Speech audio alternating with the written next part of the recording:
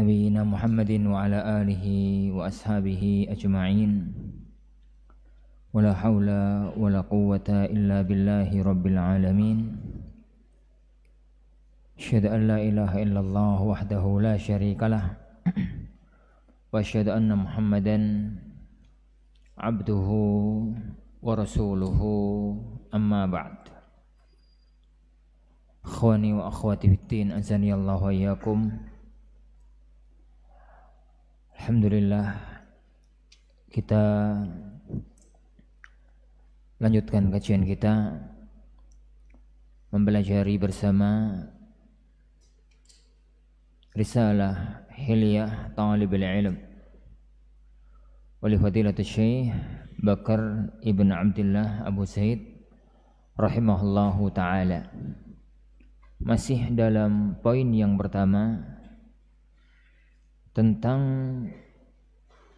rumusan seseorang untuk mendapatkan ilmu yang berbarokah, ilmu yang nafa' wa intafa', ilmu yang bisa memberi manfaat untuk orang lain, dan ilmu yang mana memberi manfaat untuk dirinya sendiri.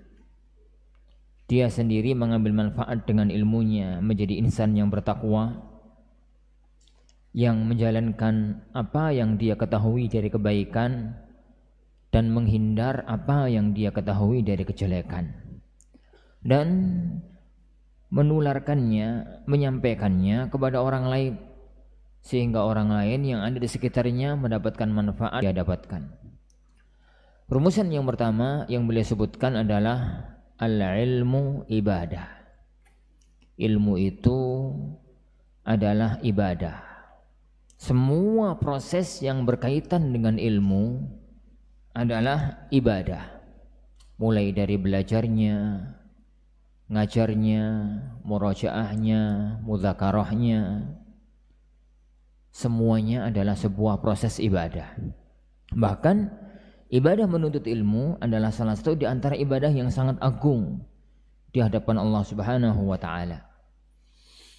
Sehingga berlakulah rumusan kaidah ibadah, bahwa ibadah itu baru akan dianggap ibadah oleh Allah Subhanahu wa ta'ala jika ikhlas lillahi ta'ala.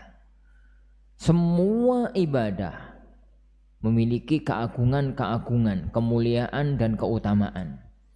Tapi kemuliaan dan keagungan itu tidak akan pernah didapatkan oleh seorang hamba tanpa keikhlasan. Haji yang sekelas wal hajjul mabrur laisa lahu jazaa'un illal jannah. Haji yang mabrur tidak ada balasan kecuali surga. Akan mendapatkan keutamaan itu apabila hajinya ikhlas lillahi ta'ala. Begitu pula dengan salat, begitu pula dengan puasa, begitu pula dengan membaca Al-Quran, yang dikatakan oleh beliau sallallahu alaihi wasallam, man qara'a kitaballah falahu bikulli harfin hasanah wala taqulu alif lam mim harf walakin alifun harf wa lamun harf wa mimun harf. Barang siapa yang membaca kitabullah, maka per hurufnya mendapatkan satu kebaikan, dan kebaikan yang satu itu berbuahkan 10 pahala. Engkau jangan mengatakan alif lam mim itu satu huruf, tapi alif satu huruf, lam satu huruf, mim satu huruf. Kapan itu dia dapatkan kemuliaan seagung itu? Jika ikhlas lillahi ta'ala. Keutamaan ilmu yang bertumpuk, keutamaan ilmu yang memuncak, keutamaan ilmu yang sekian mulianya, itu baru akan didapatkan oleh seorang hamba apabila dalam proses yang berkaitan dengan ilmu ikhlas lillahi ta'ala. Itu yang pertama. Kemudian beliau melanjutkan masih dalam masalah al-ilmu ibadah, bahwa proses ilmu syar'i itu adalah ibadah, ilmu adalah ibadah. Beliau mengatakan setelah membahas keikhlasan, maka yang kedua Beliau mengatakan al-khaslatul jami'atu li khairid dunya wal akhirah. Perkara yang merangkum mencakup semua kebaikan dunia dan akhirat adalah mahabbatullahi ta'ala wa mahabbatu rasulihi sallallahu alaihi wasallam. Cinta kepada Allah Ta'ala dan cinta kepada Rasulullah sallallahu alaihi wasallam. Wa tahqiquha bi tamahhudil mutaba'ah. Lalu menjalankan konsekuensi cinta itu dengan memurnikan mutaba'ah, ittiba kepada beliau sallallahu alaihi wasallam, wa qafwil athari lil ma'sum, dan mengikuti jejak Rasulullah sallallahu alaihi wasallam yang ma'sum. Qala Allah Ta'ala, firman Allah Subhanahu wa Ta'ala, kul in kuntum tuhibbunallaha fattabi'uni. Katakan wahai Muhammad, apabila kalian, ayat ini aslinya adalah terkhitabkan kepada orang-orang Yahudi. Kul in kuntum tuhibbunallah, apabila kalian itu mengikuti, apabila kalian itu cinta kepada Allah, benar-benar cinta kepada Allah, fattabi'uni, maka ikutilah jalanku, ikutilah aku, ikutilah ajaranku. Niscaya yuhibbukumullah, Allah akan mencintai kalian, wa yaghfir lakum dzunubakum, dan Allah akan mengampuni dosa-dosa, yakni dosa-dosa kalian. Baik. Para hadirin azanillahu wa iyyakum. Masalah yang kedua, roh dari sebuah ibadah secara umum. Dan yang kita khususkan di sini, roh dari perjalanan menuntut ilmu dan menyampaikan ilmu. Itu harus dilandasi dengan cinta kepada Allah dan cinta kepada Rasulullah sallallahu alaihi wa ala alihi wasallam. Yang itu terwujudkan, terbuktikan dengan murni mutaba'ah, mengikuti jejak Rasulullah sallallahu alaihi wa ala alihi wasallam dalam dia menuntut ilmunya. Kenapa? Perhatian azani Allahu ayyakum. Satu, proses perjalanan hidup, terutama dalam waktu yang langgeng, lama dan terus menerus, itu mustahil akan bisa dilaksanakan oleh seorang hamba tanpa cinta. Kalau ada keterpaksaan, dan keterpaksaan itu tidak bisa diperangi dan tidak bisa dihilangkan, sulit untuk sampai pada titik tujuan. Cinta itu menjadikan sesuatu yang berat terasa ringan, menjadikan sesuatu yang jauh terasa dekat, menjadikan sesuatu yang kelihatannya mustahil menjadi terwujud. Cinta adalah pendorong yang sangat kuat dalam hidup, menjadikan orang itu semangat di dalam dia itu mendapatkan apa yang dia inginkan. Antum bisa bayangkan para ikhwan azani Allahu wa iyyakum, kenapa orang-orang yang pencinta dunia itu mampu bertahan dengan kesusahan yang mereka jalankan dalam hidup. Itu bisa gambarkan orang yang cinta jabatan itu demi mengejar jabatan itu mengorbankan segala sesuatu. Kepengen jadi Pak Lurah lo, kepengen jadi Pak Lurah, sawah didol, kok didol, dijual, ya. Antum gak wong Jawa misalnya, yani sawah dijual. Kemudian dia itu, masya Allah, yang sebenarnya itu wongnya pelit, tapi karena kepengen untuk dapat jabatan itu ngasih sana, ngasih sana, ngasih sana, ngasih sini. Dia korbankan rasa pelit dalam jiwanya untuk harapannya ben yang dikasih itu pangkalan sana dikasih televisi, pangkalan sana dikasih tiker misalkan. Atau apa? Kenapa dia mampu melakukan itu? Rasa pelit yang ada dalam dirinya, aslinya dia itu orang pelit. Tapi kenapa dia mampu mengorbankan korban harta, korban sawah, korban waktu untuk tidur, korban ini, korban itu, karena demi cintanya kepada jabatan yang dia cita-citakan. Cintanya kepada jabatan yang diciptakan. Begitu pula ya ikhwan, kalau antum sedang cinta sama cewek, ngono toh, ngaku aja lah. Kalau memang sudah cinta, Masya Allah, harus naldor ke ujung Papua itu dijalani. Tapi aku udah tahu.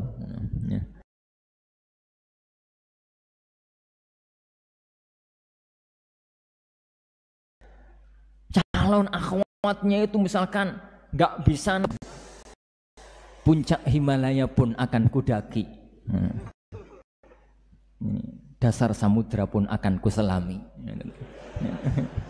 kata orang. Demi apa ya kawan? Semua perjuangan itu akan terasa ringan karena dia sudah terkena cinta dalam dirinya. Ibadah ya akhwan tanpa cinta terasa hambar. Ibadah tanpa cinta terasa hambar. Salat itu hanya akan menjadi rutinitas hidup. Panggilan salat itu hanya jadi rutinitas. Sangat berbeda dengan gambaran orang-orang yang sudah merasakan manisnya salat, manisnya puasa, dan yang lainnya.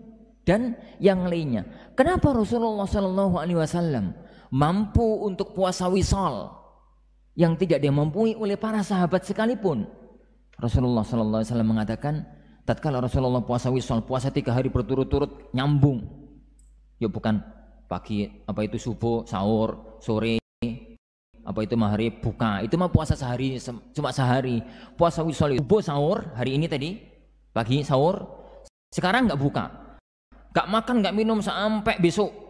Sampai maghrib besok itu puasa wisal 2 hari. Maghrib hari yang ketiga, 3 hari. 3 hari, 3 malam gak makan. Gak minum. Tapi beliau tetap seger buger. Tetap normal. Aktivitas.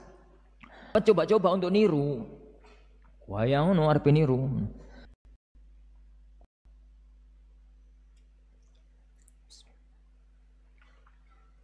Rasulullah SAW mengatakan, la tuwasilu, kalian jangan wisol, kalian itu jangan.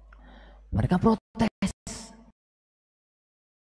Kan kaidah umumnya laqad kana uswatun hasanah, hukum asal perbuatan Rasulullah dalam ibadah itu tauladan. Mereka mengatakan, ya Rasulullah, wa anta tuwasil, ya Rasulullah, jenengan kayak saya. Innama ata'amani rabbi, tatkala puasa wisal dikasih makan oleh Allah, dikasih minum oleh Allah. Apa penjabaran para ulama kita? Bukan dikasih makan, dikasih minum, dikasih makan, dikasih minum. Maksudnya rasa cinta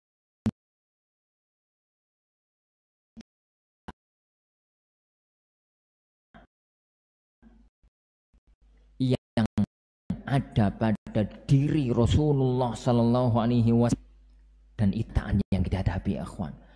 Antum itu tukang ngantuk, ngono ya. Wes pokoke ngantukan. Tapi malam itu melakukan sesuatu yang sangat, apa kira-kira, Ikhwan? Nonton film Korea? Kepiye toh nonton film Korea iku? Nonton bal-balan, nah kepiye toh? Anggaplah para pecinta sepak bola, zaman-zaman Olimpiade, pencinta sepak bola, hidup mati hidupnya demi sepak bola. Kaos sepak bola, sepatu bola, kepala bola. Apa gitu yang lain, pokoknya serba bola. Olimpiade, wallahi hilanglah lapar, hilang dahaga, rasa kencing hilang, kepingin BAB hilang demi tendangan-tendangan bola yang di layar kaca itu. Kenapa dia mampu melakukan itu? Adalah cinta. Sekali lagi adalah cinta. Cinta mampu meruntuhkan segalanya. Dan cinta mampu membangun segalanya. Ada banyak hancur kehidupan gara-gara cinta. Bukankah perang Baratayuda pun gara-gara cinta? Katanya perang dongeng gitu loh ya. Ini. Dan bukankah banyak negeri yang terbangun juga gara-gara cinta? Lah, ini ditekankan oleh Syekh Bakar Abu Zaid pada titik ini. Karena ibadah menuntut ilmu itu beda dengan ibadah yang lain. Ibadah menuntut ilmu itu beda dengan ibadah yang lain. Puasa itu ada putusnya. Minimalin wis maghrib wis putus. Sholat ada putusnya, ada awal ada akhir. Sholat terus malah nggak boleh. Haji lo ada putusnya. Ini awal tanggal 8, tanggal 13 selesai. Ibadah yang langgeng, nggak pernah putus. Ada beberapa hal. Satu, ibadah nuntut ilmu. Itu nggak kenal siang, nggak kenal malam, nggak kenal hujan, nggak kenal terang, nggak kenal angin hembus kencang, nggak kenal angin sepoi-sepoi. Waktu berjalan terus bersama ibadah menuntut ilmu. Salah satu di antara ibadah yang juga nggak pernah mengenal waktu, tidak lekang oleh zaman, adalah ibadah nikah. Ibadah nikah, itu bahas itu kapan-kapan bahas nikah, kapan-kapan. Ibadah bakti kepada orang tua juga tidak pernah mengenal waktu. Ada ibadah-ibadah itu yang dibatasi oleh waktu. Haji, sekarang mau haji ini nanti, sekarang mau haji. Puasa, malam-malam mau puasa, kepingin puasa terus. Tapi ada ibadah-ibadah itu. Salah satu pokoknya adalah ibadah menuntut ilmu. Waktu ilmu, persiapan nuntut ilmu, beli kitab itu loh nuntut. Ini kok nuntut ilmu? Ini itu adalah untuk belajar. Muamalah dengan ustadznya adalah ibadah dalam proses menuntut ilmu. Muamalah dengan kitabnya, muamalah dengan ilmunya, muamalah dengan ini, muamalah. Ibadah menuntut ilmu itu ibadah yang langgeng, meliputi semua sisi kehidupan. Tanpa cinta ya akhwan, ibadah itu tidak akan bisa langgeng. Makanya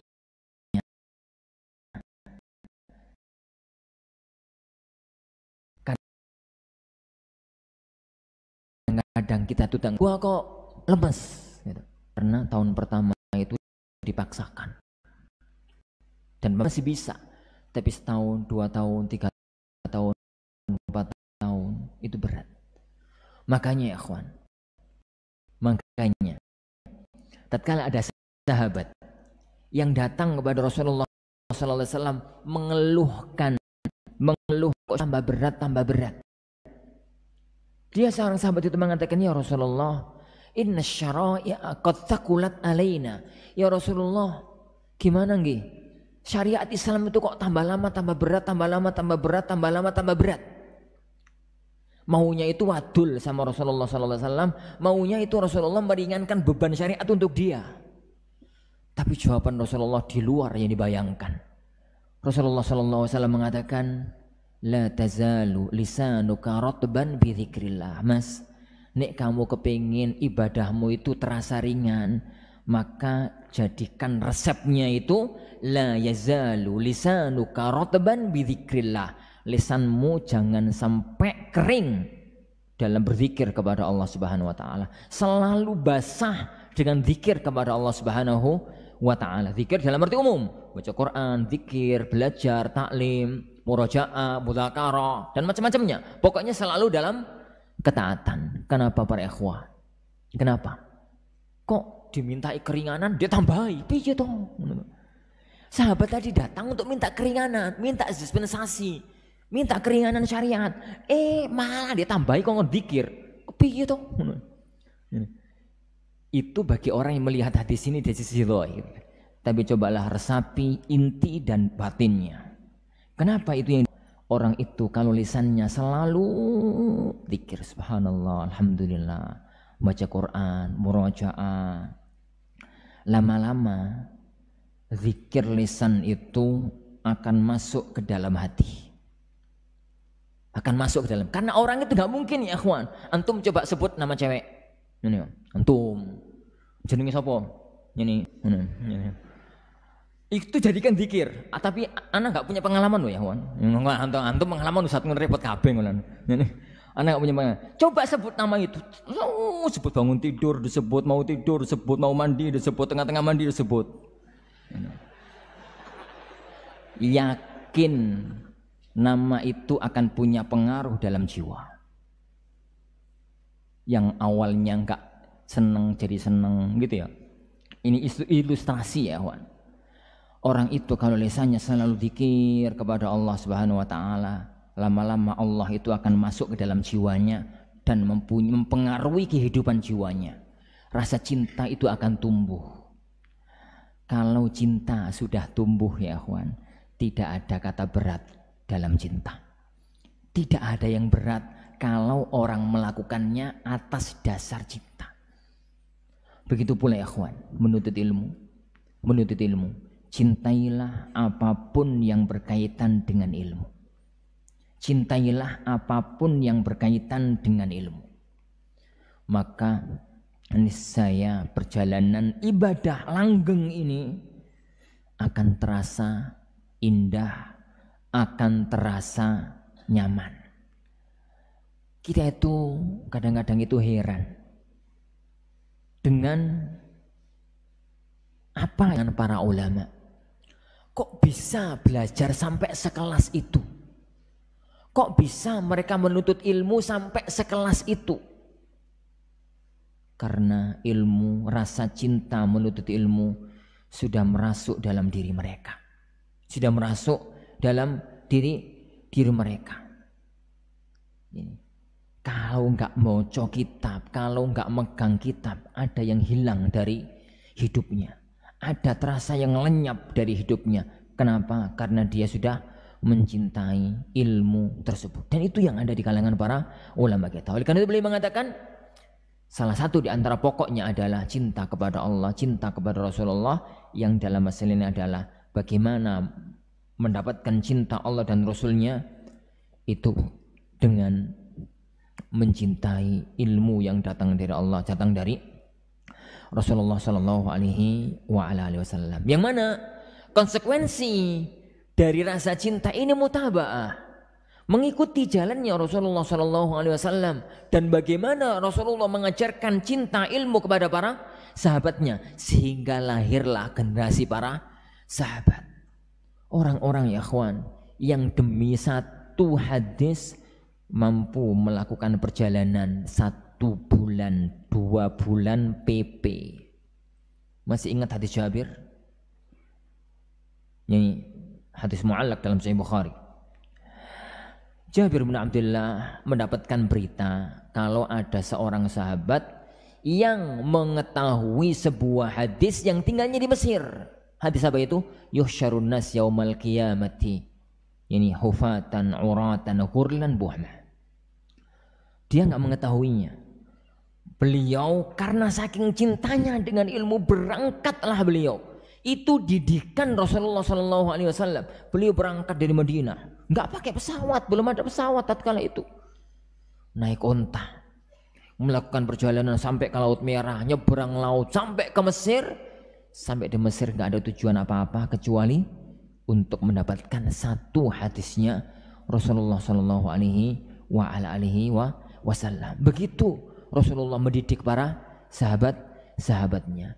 Salah satu di antara gambaran cinta terhadap ilmu adalah yang pernah dijalani, yang pernah dilakoni oleh Nabiullah Musa alaihi salatu wasalam.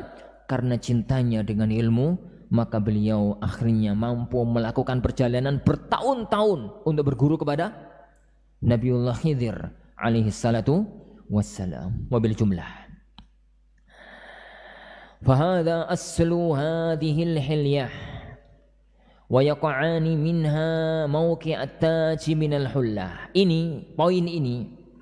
Poin ilmu itu adalah ibadah.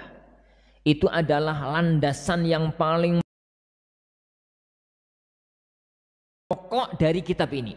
Dan kita menuntut ilmu ini harus dipahami, ilmu ini semua yang berkaitan dengannya adalah ibadah. Dan 2 hal tadi, kata beliau, ikhlas dan mutaba'ah. ikhlas dan mahabbah. Ikhlas kepada Allah dan cinta terhadap ilmu yang mengantarkan kita kepada Allah Subhanahu wa taala itu yaqa'ani minha mauqi'at taji minal hulla, menempati posisi mahkota dari sebuah baju kebesaran. Seorang raja yang memakai baju kebesaran dari mulai kepala sampai bawah, yang paling agung adalah mahkotanya. Poin yang pertama ini adalah mahkota dari yang akan kita bahas di akhir dari ya ayyuhat tullab, wahai para penuntut ilmu.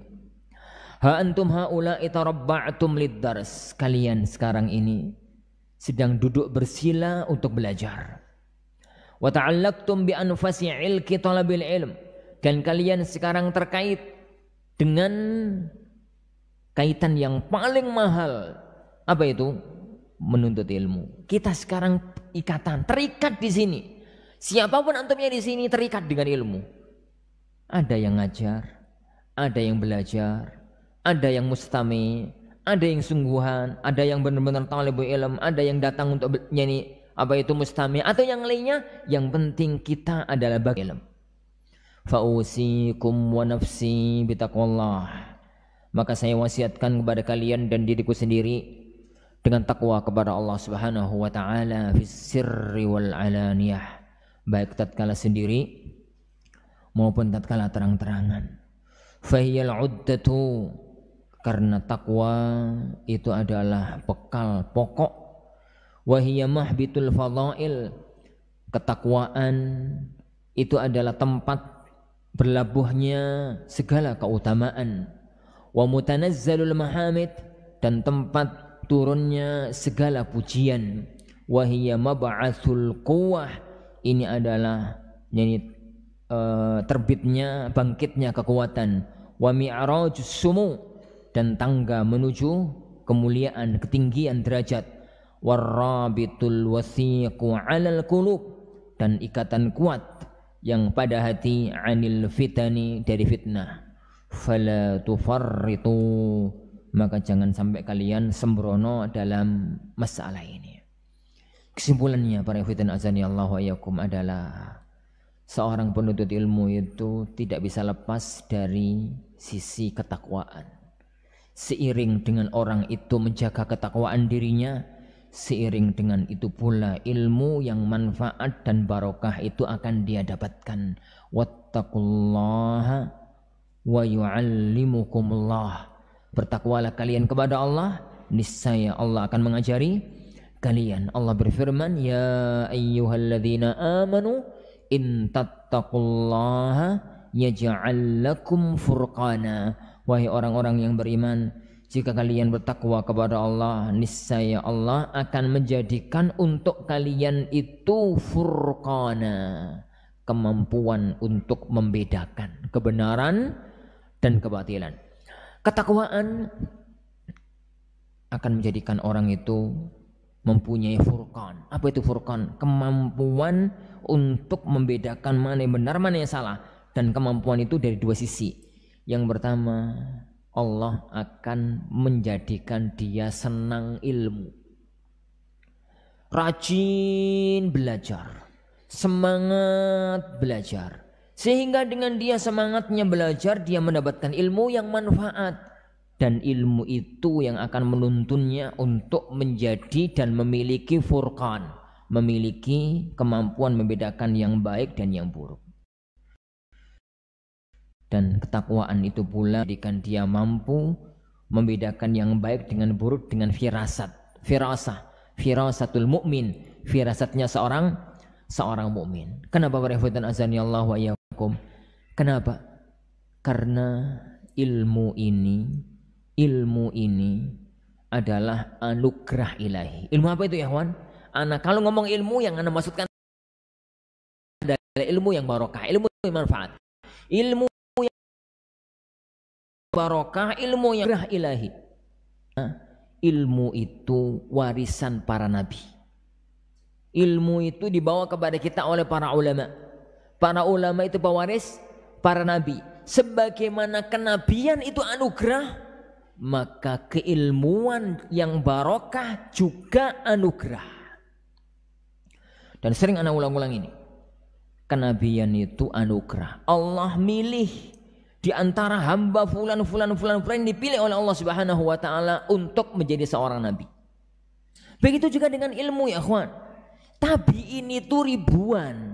Tapi kenapa yang kita kenal fulan yang dikenal dalam kitab-kitab ulama, yang dikenal dalam kitab-kitab hadis itu hanya beberapa orang? Itu pilihan Allah Subhanahu wa taala. Kadang-kadang bukan karena pinternya, kadang-kadang bukan karena jeniusnya, tapi karena itu pilihan Allah Subhanahu wa taala. Sering saya ulang-ulang, kurang bodoh opoi Ar-Rabi ibn Sulaiman al-Muradi, muridnya Imam Syafi'i rahimahullahu ta'ala. Sampai Imam Syafi'i itu ngelus dodo. Lebih ngajar 40 kali diulang lu gak mudeng-mudeng. Gak paham-paham. Diulang, dia paham. Belum Syekh, ulang lagi. Paham belum? Belum, ulangi lagi. Paham belum? Belum. 40 kali ya kawan. Jadi kalau 40 kali kelas-kelas kita kan insyaallah katam tuh, apal. Beliau gak hafal. Imam Syafi'i rahimahullahu ta'ala mengatakan, wallahi ya Rabi', seandainya ilmu ini itu makanan, aku ingin nyuapi kamu mendapatkan ilmu ini.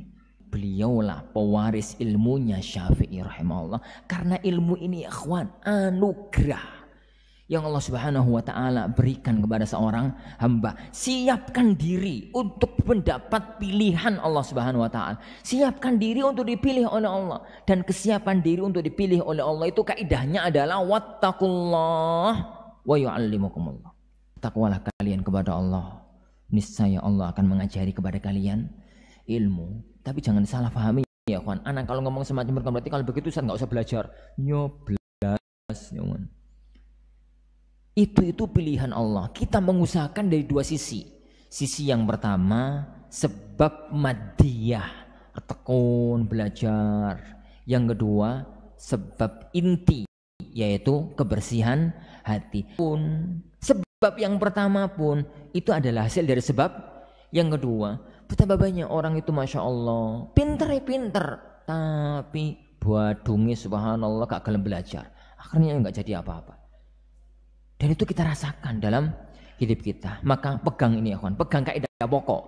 Semua yang berkaitan dengan ilmu adalah ibadah. Niscaya belakangnya kita akan mendapatkan kemudahan dari Allah Subhanahu wa taala.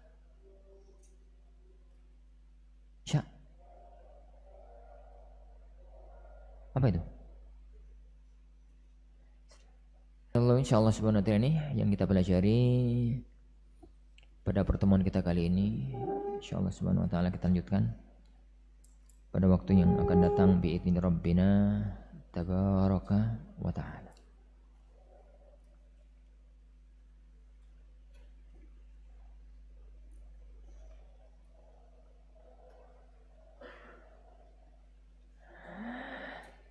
Bagaimana jika kita selalu berzikir tapi tidak faham maknanya?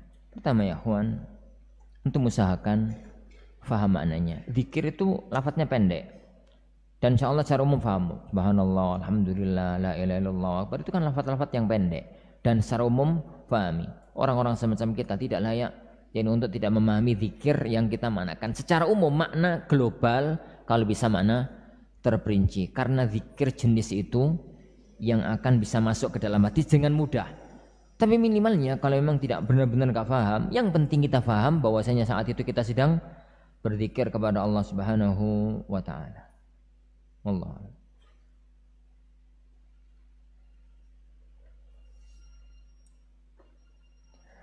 Apabila seseorang meniatkan agar dia setelah dia mondok, dia ingin ke Madinah, apakah boleh niat seperti itu? Ustaz, boleh.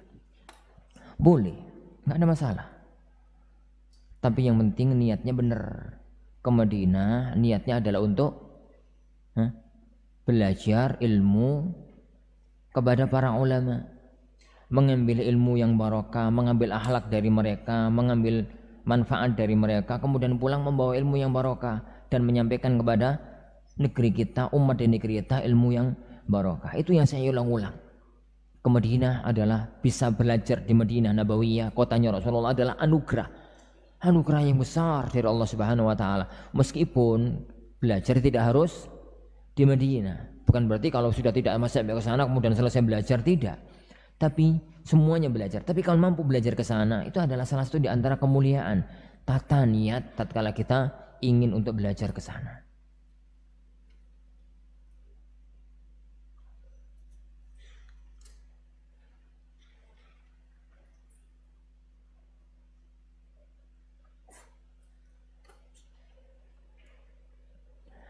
Bagaimana solusinya bagi seseorang yang sering memuji? Terkadang itu membuat keikhlasan seseorang berkurang. Memuji apa? Memuji dirinya atau memuji orang? Kalau memuji dirinya jangan. Itu namanya ujub. Tazkiyatun nafs. Orang itu merasa dirinya baik, merasa dirinya suci. Tapi kalau memuji orang lain, tergantung pada kondisi. Memuji orang lain itu kalau mengungkapkan hakikat, kemudian menjadikan orang itu malah semangat, maka apa-apa. Rasulullah SAW sering memuji para sahabatnya.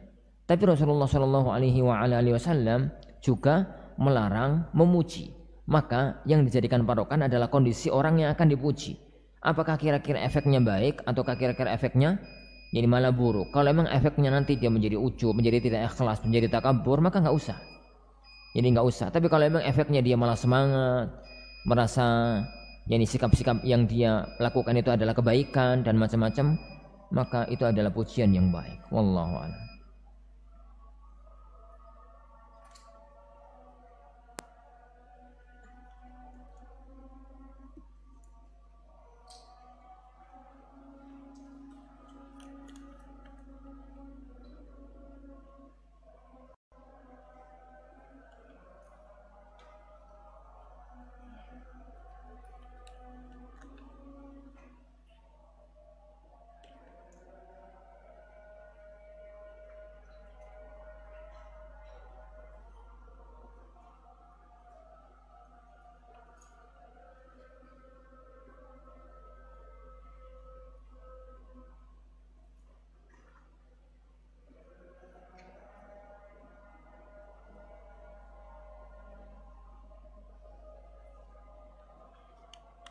Ana punya teman yang lebih lama menuntut ilmu daripada Ana dan lebih pintar daripada Ana, dan dia sudah hafid Al-Quran dan banyak hafalan hadisnya dan semua hafalannya mutkin. Akan tapi dia terjerumus ke dalam pergaulan yang salah. Dan di saat Ana mengajak dia lagi, akan tetapi dia tidak pernah mendengarkan Ana dan berkata tobat nanti saja sesudah nikah. Apakah Ana berdosa jika Ana mendiamkannya? Pertama,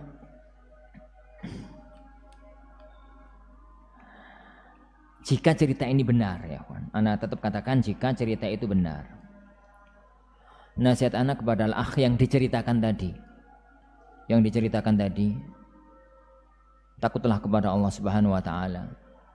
Siapa yang jamin kalau Anda hidup sampai nikah? Bisa jadi nanti malam Anda mati. Bisa jadi besok Anda meninggalkan dunia ini. Siapa yang jamin kalau kita hidup sampai nikah lalu tobat setelah nikah? Siapa yang jamin? Umar bin Abdul Aziz rahimahullah,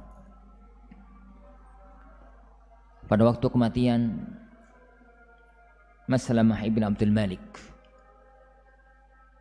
dan beliau yang menjabat sebagai khalifah setelahnya, maka dari mulai pagi sampai siang sampai sore itu melakukan proses pemakaman seorang khalifah, lama, berbagai macam protokoler dan macam-macam itu. Karena beliau yang menjadi khalifah, maka beliau memimpin semua acara itu sampai selesai sore. Jadi sore-sore gitu selesai, pulanglah beliau ke rumah. Keluarlah beliau ke rumah, maunya istirahat. Ditegur sama anaknya Abdul Malik ibnu Umar bin Abdul Aziz. Bah, mau kemana? Mau istirahat. Mau istirahat. Amin. segera tangani orang-orang yang merasa terzolimi, minimalnya lapor. Mempersilahkan malam ini juga yang mau datang untuk melaporkan kezaliman, silahkan datang. Umar mengatakan, "Nak, besok aja, Abah capek malam ini. Besok saya akan umumkan, membuka siapapun yang mendapatkan kezaliman selama ini dari oleh penguasa atau yang lain supaya segera melapor untuk ditangani." Maka Abdul Malik ibnu Marwan mengatakan, "Abah, siapa yang jamin kalau masih hidup sampai besok pagi?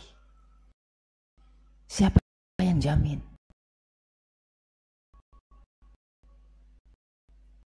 Dan nggak sampai hidup besok pagi, maka suatu ketika nanti di padang mahsyar akan ada orang-orang yang mengatakan kepada Allah, "Ya Allah, saya terzolimi pada waktu di dunia dan yang jadi khalifah tatkala itu adalah Umar bin Abdul Aziz. Apa yang kau jawab nanti di hadapan Allah?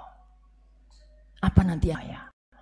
Diomongi begitu sama anaknya, beliau bangkit, capeknya hilang, ngantuknya hilang, langsung diumumkan ke tengah umat. Siapa yang pernah merasa terzolimi malam ini juga silakan lapor. Silakan lapor. Siapa yang jamin Anda hidup sampai nikah? Siapa? Siapa yang jamin? Umur tidak mengenal waktu. Umur tidak mengenal ajal, tidak mengenal waktu, tidak mengenal umur, tidak mengenal muda atau tua. Semua orang bisa meninggal dunia. Semua orang bisa meninggal dunia. Dan kalau cerita tadi benar, Anda tetap mengatakan kalau cerita tadi benar, hati-hati. Hafalan Anda, hafalan hadis Anda khawatir itu adalah istidraj. Dimudahkan dalam proses duniawinya, padahal berada dalam kubang kemaksiatan, dan itu sangat berbahaya. Bukankah saya sudah menceritakan Wasil bin Atha? Bukankah saya sudah menceritakan tokoh-tokoh jenius dan pinter-pinter? Tapi ternyata mereka menjadi gembong-gembong kesesatan adalah karena mungkin hal-hal yang semacam itu. Bertakwalah kita kepada Allah Subhanahu wa taala, dijamin kita hidup sampai besok pagi. Wallahu alam. Kita akhiri majelis kita. Subhanakallahumma wa bihamdika asyhadu an la ilaha illa anta astaghfiruka wa atubu ilaik. Sallallahu wasallam wa baraka Muhammad. Assalamualaikum warahmatullahi wabarakatuh.